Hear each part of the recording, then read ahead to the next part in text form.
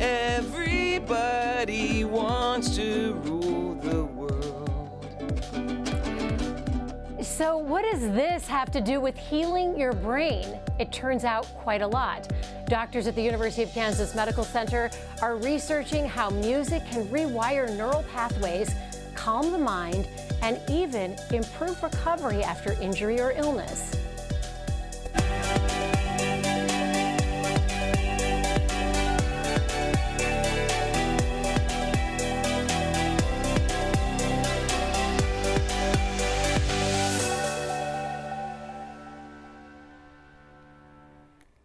Good morning, I'm Alexis Del Cid. Welcome to All Things Brain Health. Today we're exploring the science of sound and the healing power of music. From hospital rooms to the lab, doctors are discovering how music engages the brain in ways medicine alone cannot. Joining us today are the minds behind the music, the magic of music research. We have Dr. Lauren Mann, who is an audiologist here at the University of Kansas Health System and a researcher on the KU Med Center side. And we also have Dr. Rebecca Lepping. Thank you for being here, Dr. Lepping. Dr. Lepping is the program director of the Promise Lab, the director of the Promise Lab, which is in the Department of Neurology. So thank you both for being here. This is going to be a fascinating story. You brought props and headbands. Show and tell. It's going to be great.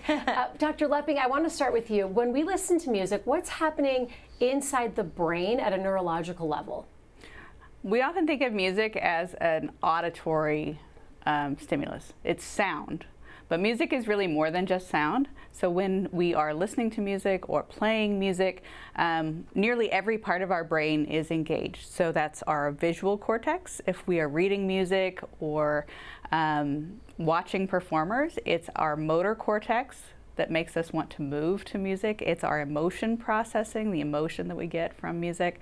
It's about how we understand ourselves and our identity, and so every part of the brain is involved in processing music in some way or another. And the work that we do in my lab is try to understand which parts of music are responsible for which parts of the activation of your brain, so we can connect those with health and well-being. Music is such a huge part of our lives. Just hearing a song on the radio can completely transport me back to a specific day in time. Absolutely. And I can even smell what the campfire smelled like that night or wherever I was. Dr. Mann, how is therapeutic music different from just listening to the music that we like on the radio, our favorite songs? That's a good question. Our favorite songs can definitely help us feel better or take us back to a memory, but therapeutic music is about using calming sounds, steady beats, and rhythm to help put the brain in a relaxed state. So it's a little more targeted. You kind of sparked my curiosity because on Instagram I follow a lot of ADHD pages because I have ADHD, and there are these certain notes that they'll say, play this, and it calms the ADHD mind. Is that true, or is there still research that needs to be done on that? I would say that it's based in research, but I'm not going to support anything that you saw on the internet without looking at it myself. But Dr. Instagram. Yeah, there's definitely patterns and types of sounds that can stimulate the brain and brain activity. Dr. Lepping, we have video from a recent study that you did here in the Promise Lab. What's happening here, and what did you learn from this study? So what you are seeing and hearing is a performer giving a live performance to a small audience in our lab, and two of the audience members are wearing EEG caps, high density EEG caps. Okay. And we are interested in what's happening in the brain when people are hearing live music, but also what's happening that might be different when we hear music collectively as an audience with other people, rather than just listening by ourselves. Oh, so could it translate to even the experience of being at a concert rather than in your room? That's what we're trying to replicate in this so lab, somewhat controlled lab setting. That is so interesting. And do you happen to remember the name of the musician? Because they're fantastic. Yes, that is Enrique Chi. He is the band leader of a band called Making Movies. It's a local Kansas City band. I hear Tears for Fears. Yes. And that always perks up anyone's ears. Dr. Mann, you brought a prop. You brought a portable EEG machine for a live show and tell. So you're going to put this on me. It's a headgear. Yeah. And you're hooked up too, so. I am. Okay. This is kind of like. We're going to show you what the it would be Karate like Okay. to be in our study. Okay. So essentially, this is an EEG like you saw on the screen, but this Okay. is a tiny 4-channel one instead of a 256-channel research device. Because some of the other devices, you have to like get people wet, get their heads wet, and Yeah, stick it's them on very and stuff. involved. So Okay. that's a little prohibitive for the type of work we want to do. But Right. this will let us get out of the lab and into the community, into music, concerts, and other venues. And then once we get it going and connected, Okay. we start to see brain waves. Brain waves. So are those my brainwaves? They are. They're in there. Look at And- that. What? They're in there. Don't sound so surprised. Look, you have brainwaves. What Yes. is the pink and the blue and the aqua? What are those? So this is different a pretty colors? simple device. We can't do a lot of really complicated research with it, but what Okay. we can look at are a few things. How relaxed you are. Okay. So we can look at your blood oxygen level. There's FNIR sensors. We can look at your heart rate, and we can look at the electrical activity going on in your head in these areas. And what do you see right Yeah, and right now you're active, you're engaged, which is good, because if I was talking and you were in the dreaming and sleeping That'd be a state, bad that would sign. be bad. Right. But what we are looking at in our research is that we think tinnitus, or ringing in the ears, Mm-hmm. causes maybe more activity than we should have. So we're going to look at alpha specifically, Okay. which is just a certain frequency of activity, versus theta activity. And Okay. this helps us track, after music listening, what are people's kind of resting brainwaves looking like. And is this accurate resting, or would mine be different if I wasn't on air? Do you feel am you're I not resting. amped up? You are not resting at Okay. all. You're very active and engaged, Okay. which I appreciate. Thank you. Okay, so you would initially play something, and then you would see. Yeah. Okay. Let me tighten that you a gonna little play bit. it? So if I play music, we'll see everything kind of change for you. And then once you play it, will you hold that up? So we Yeah, can see it this on the is screen? the bel canto duo. So these are our music partners that we did the research with. Okay. So we'll start to see kind of regular patterns coming in where your brain is syncing up a little bit to that beat. Is there a close-up that we can see of the? If you hold it just like that, Yeah. that camera can get it. Okay. I'm trying. I don't want to look because I Just don't want to mess relax up my your waves. face. Okay. Don't- Relax my face. But what you'll notice about this music versus what we heard before, this is really calm. There's a really steady beat. So your brain activity is more inclined to relax and kind of settle in with what's happening here. So you've got a cello and a French horn, Okay. both kind of low, steady, rhythmic sounds. I do So like that's it. what we're looking at, and we think that this could be more therapeutic than just a tinnitus patient playing some kind of noise, which is standard of care right now. People often go and listen to. To just drown out the sound. Yeah, they'll listen to white noise, which I always Yes. tell patients not to do because Oh, it, interesting. Why? well, it doesn't have any characteristics that our brain is set up to process. White noise is just all sound at once, and our brain really likes harmony, rhythm. It likes to expect tempo, and it's pitch match, so it knows that there should be different pitches to sound. So have I think some- this is the future of our tinnitus treatment. That's wild. Yeah, That would be thank you such for being a relief. willing Of course. volunteer. Anytime I can have a gadget hooked up and try something. We have video of you putting the full cap on another participant. So that is the one, obviously more involved. I'm glad you didn't bring that one for me. Yeah, that one takes a lot more setup. This is a full research cap. So with this one, we can actually tell which regions of the brain are active with all those channels. So we can get a lot more specific processing on what your brain is up to when you're doing different tasks or different music listening. So what can an EEG diagnose?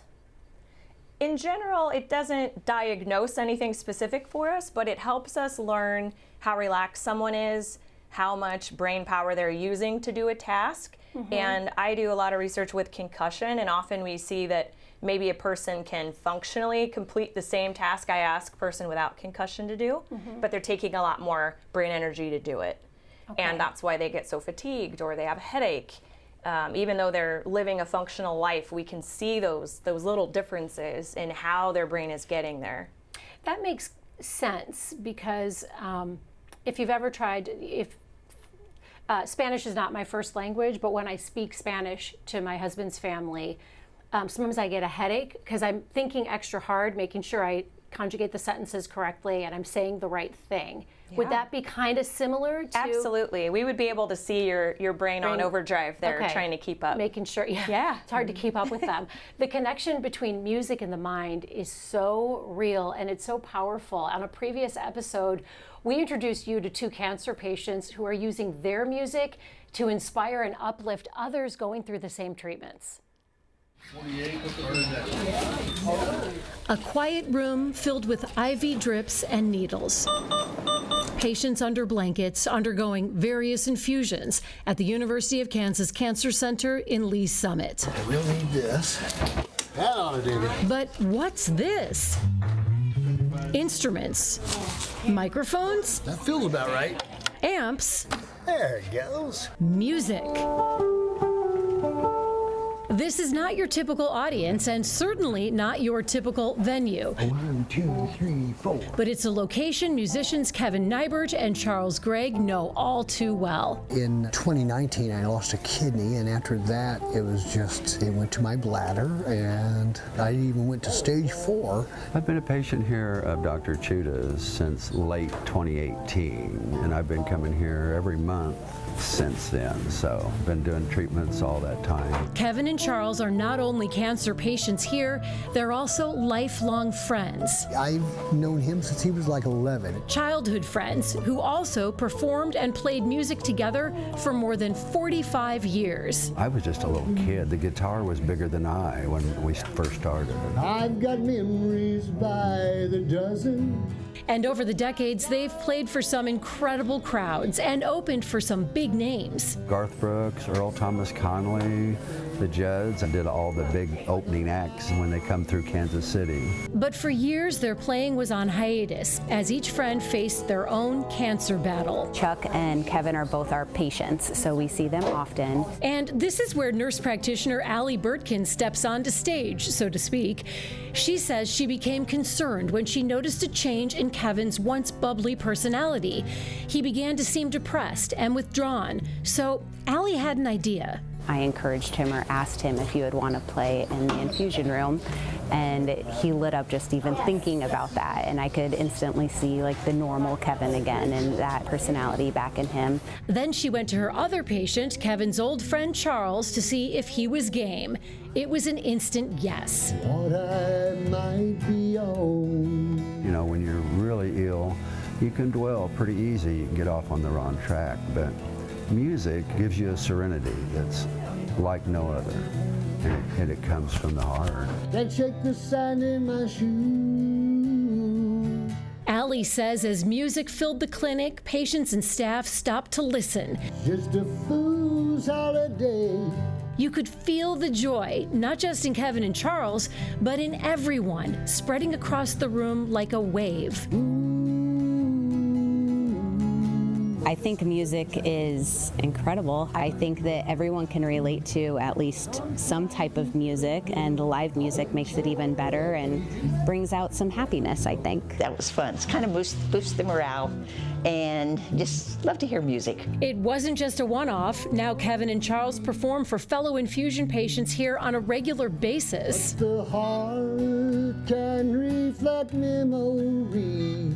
I think if I didn't have the music in my life, I just wouldn't be near who I am and where I'm at. It's kind of what's kept me going through. Is it simply music? I'm painting it too. These musicians will tell you it's also their medicine.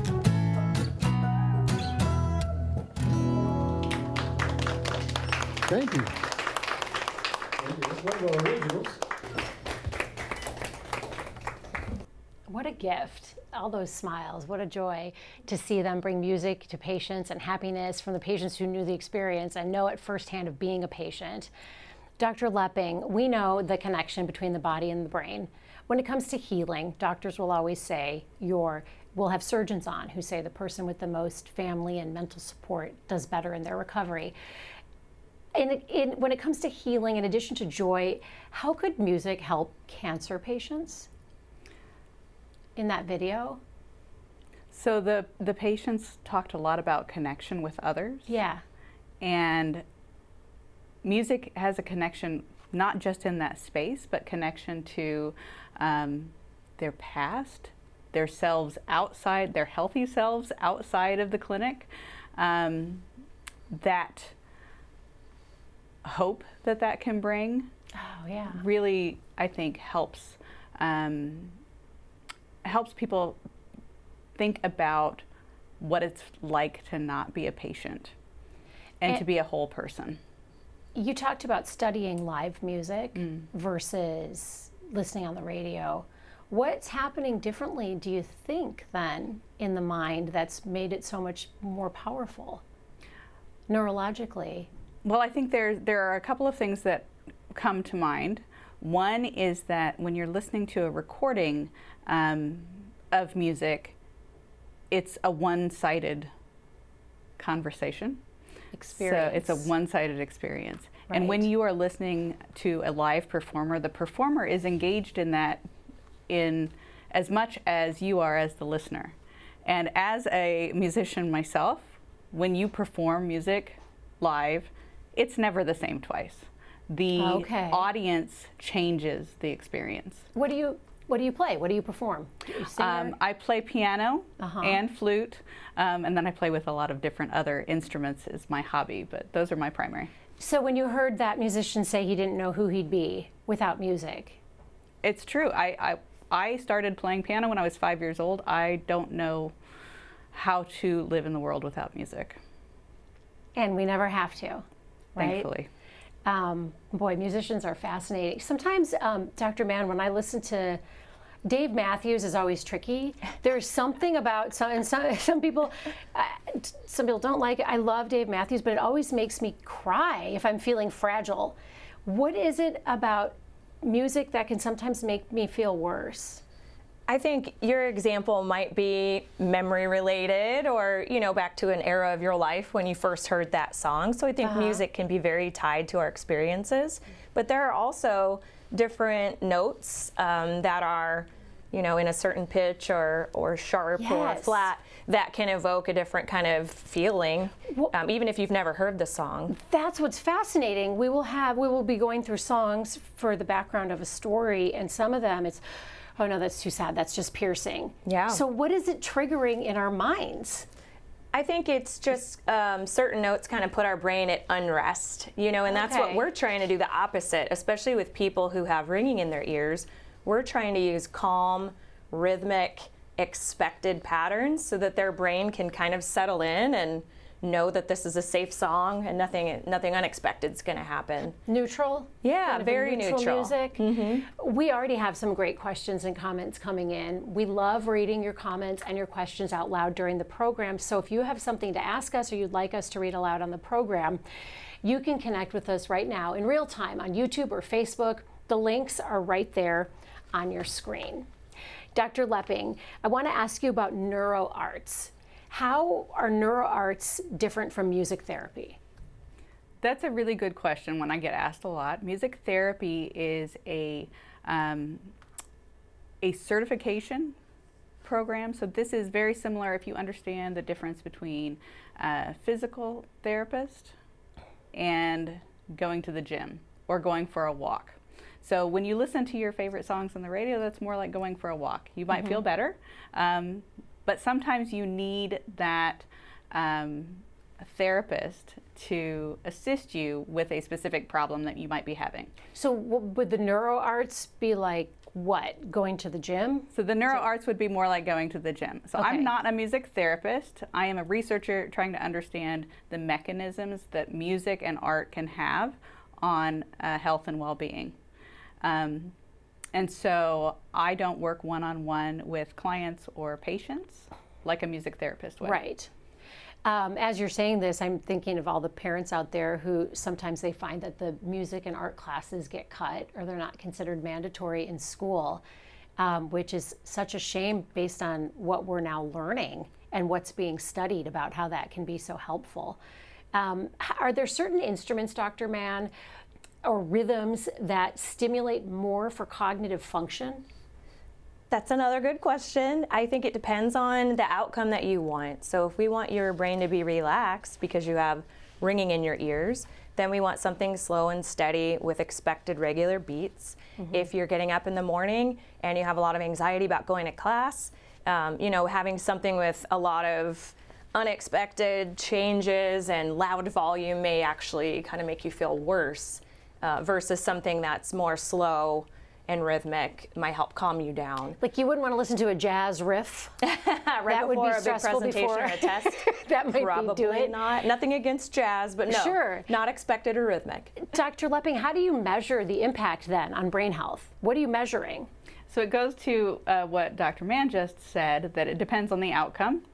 And so if we're trying to understand how music might have an impact on a particular symptom or condition or anxiety, for example, we start with understanding how that presents in the brain and in the body, and then we take the other approach of understanding the different elements of music. Is it rhythm? Is it harmony? Is it pitch?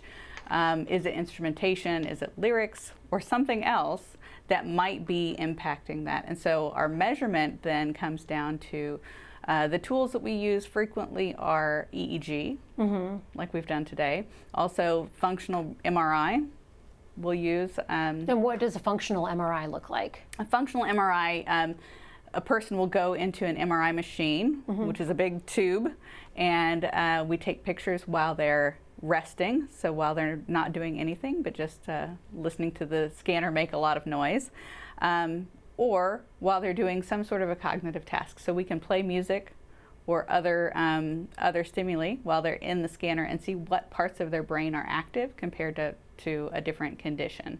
So we're taking, essentially looking how the brain is changing over time. Either is it connected to different parts of itself, or is it active with a task? Where are you in your study right now? Right now we just collected some pilot data. So the Bel Canto Duo, which is a group that we work with out of Omaha, who are kind of experts in how do we use rhythm to promote healing, to promote stress reduction. We just had them on campus and we recorded EEGs like I just showed you while people sat and listened in an audience. And we had some folks with tinnitus in there.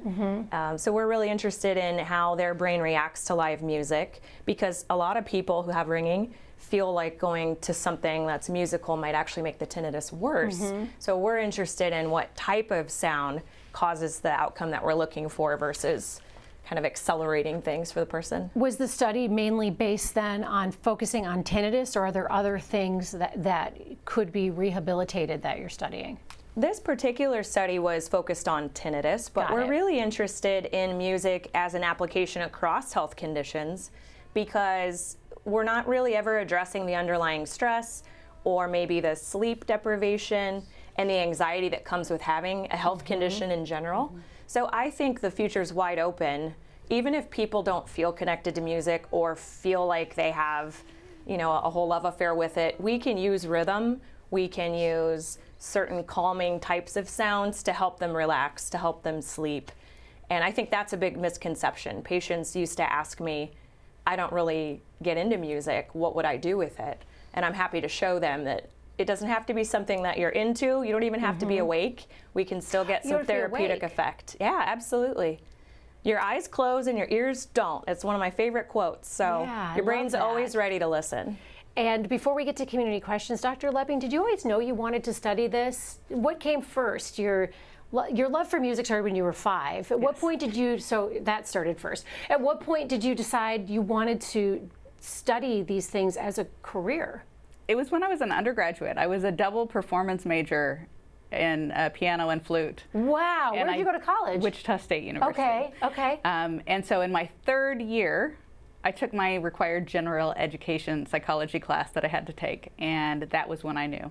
I was very excited about psychology and how this would, why people were having these experiences like I was.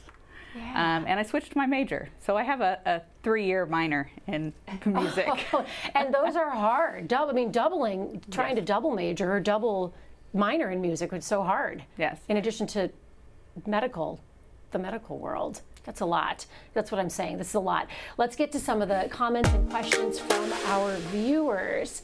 Gene Reardon says he wants me to share a quote. Kurt Vonnegut said, "The only proof I need for the existence of God is music." Oh, that's neat. How does that make you feel as a musician? That's beautiful. I love Kurt Vonnegut. That's a great quote. Had you ever heard that one? I haven't heard that one. Thank you, Jean. Jeremy wants to know, do different music styles or beats per minute affect the brain in different ways? I think you did answer that, but expand on that. Yeah, I think absolutely. And it can be, depending on the outcome, maybe you're looking for something familiar to put you back in, you know, your past when you were having a really great period in your life, and you want nostalgic music. It doesn't matter what the beat or tempo is. But if you're trying to use music to help you focus or study, using things that are slow and very rhythmic with a nice steady tempo might help your brain get kind of in concentration mode and feel relaxed and ready to work. Marie has a question. She wants to know if the portable gadget you brought could ever one day be prescribed as a piece of home therapy equipment. Absolutely. These devices are already available commercially to help people learn how to meditate. And I think for audiology patients in particular, when they have ringing in the ears or sound intolerance, just telling them to go home and relax works 0% of the time. So if I can show them and train them how to relax by giving them real-time feedback, they know what they have to do to get their brain in that state, then that's a skill that they can take, you know, long after we're done with the headband. And when they get agitated or feel stress coming up that makes their symptoms worse, they can put their body back in that relaxed state. So that's the goal, and absolutely it would be a take-home device. Amazing. Yeah. How much would it be to buy this? Well, loaded question, because to get one, you know, the way that we use it and get all of the data from it is very different than just having one commercially. But they're around $400 for commercial use. If somebody wants the app and just wants to learn how to do guided meditation or just learn to relax while they listen to music, they can absolutely find these online. But for medical purposes, for you, it would be far more. Yeah, the research. It would be different to be prescribing this.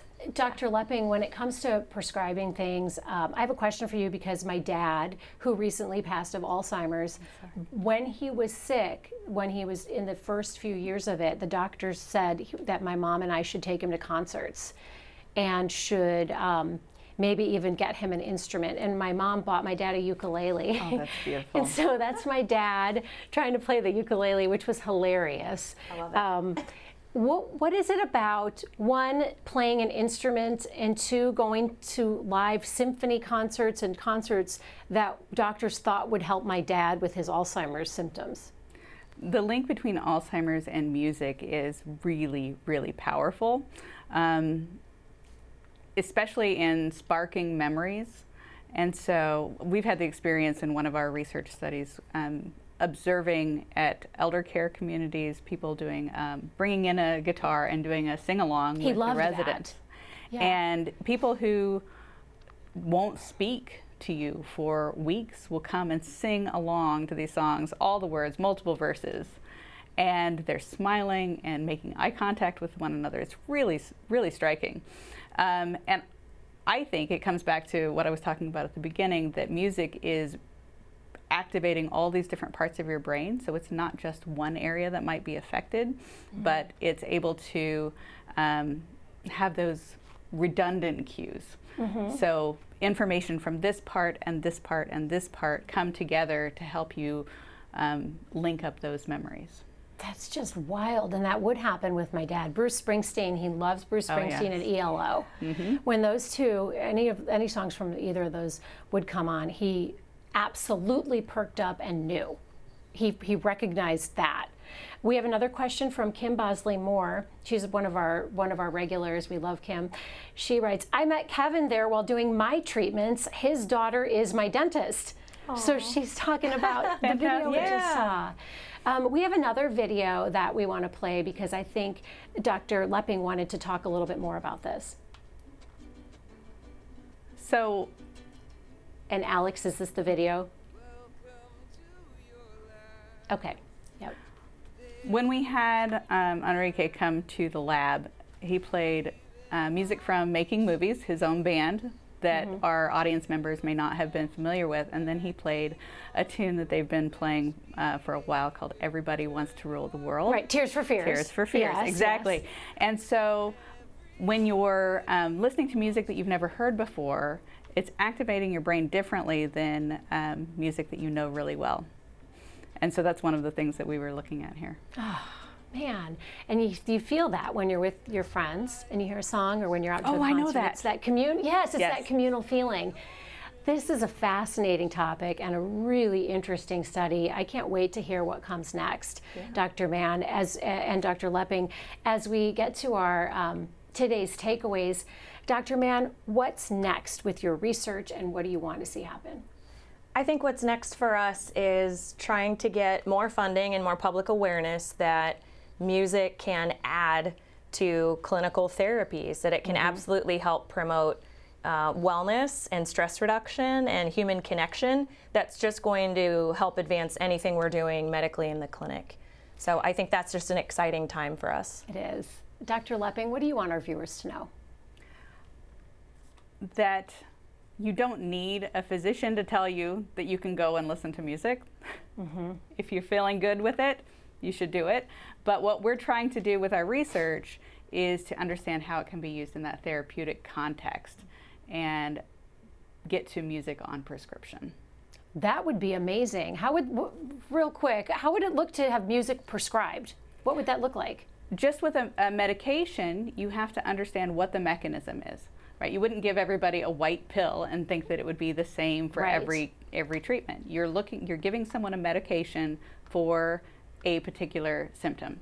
And so we have to understand what the symptom is and what the music is doing to be able to have that mechanism of action work. Wouldn't that be wild if one day a doctor could prescribe and your insurance would cover a visit to the symphony? I'm all for it. That would be really interesting. Thank you both so much for joining me, Dr. Mann, Dr. Lepping. Really appreciate you both being here. And thank you to our viewers for joining the conversation. We'll see you right back here tomorrow morning for Open Mics with Dr. Stites. And we leave you today with another way that music can heal. Enjoy these UMKC students performing their monthly Healing and Harmony series here at the Health System.